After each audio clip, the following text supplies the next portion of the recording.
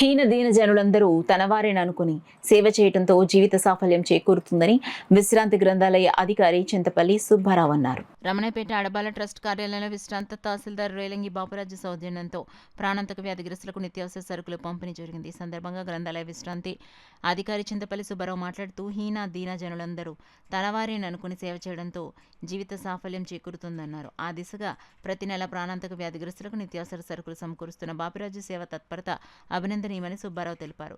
ఈ కార్యక్రమంలో అడబాల రత్నప్రసాద్, రాజా, శ్రీవాణి తదితరులు పాల్గొన్నారు. వారికి ఆహార ధాన్యాలు, ఆహార దినుసులు అందించు వారికి ఆరోగ్యవంతంగా జీవించాలనేటటువంటి ఆశయంతో చేపట్టేటువంటి ఈ మహోన్నతమైనటువంటి కార్యక్రమానికి మానవతా దృష్టితో చేసేటటువంటి ఇలాంటి ఉన్నతమైనటువంటి కార్యక్రమంలో ఈ అడబాల ట్రస్ట్ ఆధ్వర్యంలో వారికి అందించడం జరుగుతుంది.